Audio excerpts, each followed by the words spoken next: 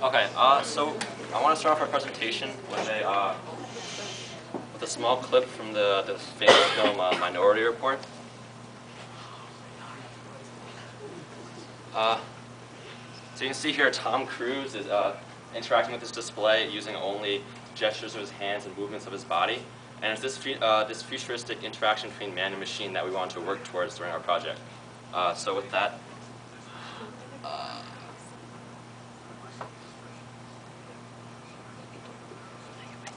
my name is Brandon Millman. I'm Rohan Shivsagar. And our project is entitled Multitouch Surfaces. So the goal of our project was to create a multi-touch surface, which is basically an interactive touchscreen interface between man and machine. And it allows the user to input multiple points of contact, much different from the single point of contact on laptop touchpads today. And this effect can be achieved through different camera and tactile technologies. The technology that we chose to pursue is called frustrated total internal reflection. And this technique uses a combination of infrared LEDs, plexiglass, and a camera in order to create the multi-touch effect. So what basically is happening here is the infrared LEDs are shooting IR light within the internals of the plexiglass, and it's permeating all throughout. When a high impedance medium, such as a human finger, is placed on the top, light then diffuses downwards. This is called frustrated total internal reflection. This diffused light is then caught by the IR camera underneath, and the overall result is a video feed of all points of contact on that screen. This video feed can then be sent to a computer for interpretation through software. The aerial view of our plan illustrates the surface on which points of contact are made and the LED rails which shine infrared light through it. Our plan to build a multi-touch surface encompasses developing components in hardware and software and then combining the two. First we'll cover the plexiglass. When searching for a plexiglass, we found a pane of polycarbonate in Mr. Clausen's classroom. In order for the most infrared light to penetrate the edges, we need to sand the edges. This was the edges before sanding and after sanding. The next hardware component that we wished to pursue were the infrared LEDs. We scavenged throughout the school and found infrared LEDs unknown specs from Mr. Pine's electronics room. And we created a basic diagram and wired them up and found that they function. We then created prototypes for our rails, a very basic prototype with the prototyping board that we found around the classroom. Moving on to the camera, we chose to use the Sony iToy because it was cheap and it didn't filter out infrared light. The problem with this was that there were no drivers for Windows, so we had to modify existing drivers. Another thing we wanted to do, this is a picture of it. Another thing we wanted to do is filter out the visible light so that we could only capture the infrared points of contact. To do this, we found a combination of a red and blue filter, and it works as shown here, unfiltered and filtered. So to add our own thing to the frustrated total internal reflection setup, we want to add a display underneath so that the user can actually see what he's doing, so it's a more interactive experience for the user. While looking for a screen, we found Oshman had an old broken IBM ThinkPad, and we just began to disassemble it because the LCD screen inside still worked. And so here it is fully assembled and partially disassembled. Okay, so now that we have the primary components of our hardware, we decided to test it out. This is the setup that we used, rather rudimentary, but fine. But when we opened the video feed, we didn't get any points of contact. So we decided that we need to revamp our project. Yeah, so we decided there was a lot of aspects and parts of our project that could be revamped, and we codenamed our initiative Prestige. Prestige. There were several components to our original setup that needed improvement, including the plexiglass and the infrared LEDs.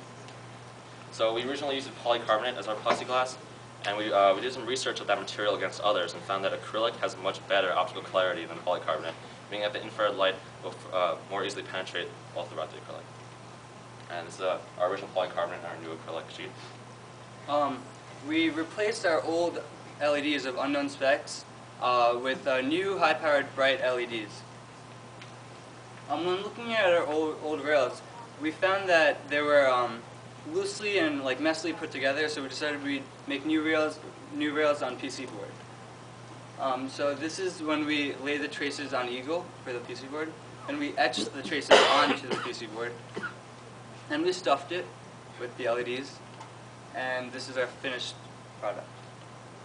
Alright, so to test these new and revamped components of our hardware, we created a test setup similar to the one we had before, and we found that we didn't have any infrared activity. So we went through a series of troubleshooting activities which included removing the visible light filter we had before and just using our screen in a dark room. And then we found we did have these very dim blobs. So we detected blobs that looked very weak, so we took some procedures to try to brighten them. We wrapped our acrylic in tin foil to keep excess light from escaping the edges, and we polished some of the rougher looking edges. And then we got much brighter blobs. Here is with the visible light filters off, and this is with the lights off, so visible light was eliminated.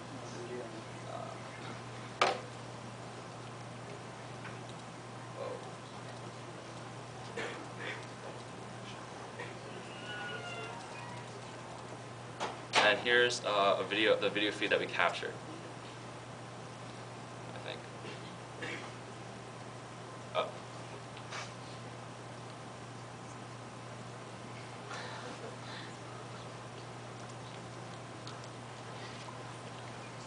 Okay, so after completing the essential hardware of our multi-touch surface, we decided to move on to software.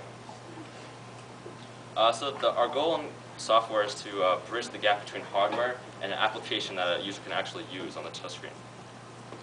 The first bridge we needed a gap was that between hardware and the actual events that were happening on the screen, and we used TouchLib to quell this problem. TouchLib is openly available to the public online. It's a software that interprets the blobs captured by the camera into touch events such as finger down, finger moved, and finger released. Now that bridge was complete, we needed to then bridge the events and the application. So we had to learn Flash AS3 to do this. It wasn't that hard because AS3 is an object-oriented language which we have been learning in school, and it was very well supported by the multi-touch community. So we became familiar with the language by playing around with the code, playing around with sample code and running it, and also exploring various multi-touch programs online. Alright, so now that these two bridges were gapped, we thought we were ready to move on to combining our hardware and software, but we found a problem that the events produced by TouchLib weren't directly communicable to Flash AS3, so we needed a solution, which we found was the Floss gateway. Okay, so Floss does just that. It acts as an operator between TouchLib and Flash. It allows communication between the two. Okay, so this is a screenshots of progression of our software. It's TouchLib, this is the Floss gateway, and some Flash apps.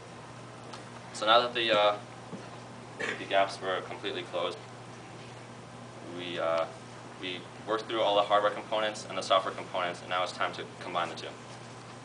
So we ran our screen through TouchLib and one of these applications, which we'll open. Yeah, we modified a photo app with our own photos and videos, and put it on full screen. So this is our screen actually working.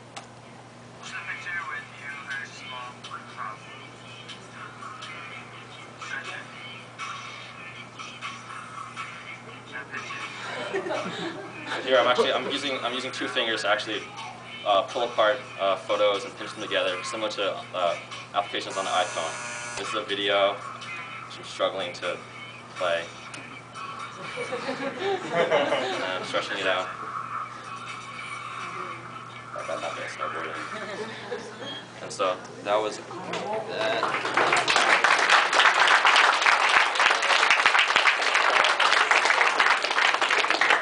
Our future goals. Okay, so our future goals is to finally complete our multi-touch surface by installing the LCD screen underneath the plexiglass, and also to write our own program for the multi-touch screen. We'd like to thank Mr. Levin and Mr. Wolfson for offering their expertise and often harsh criticisms to help us push along during our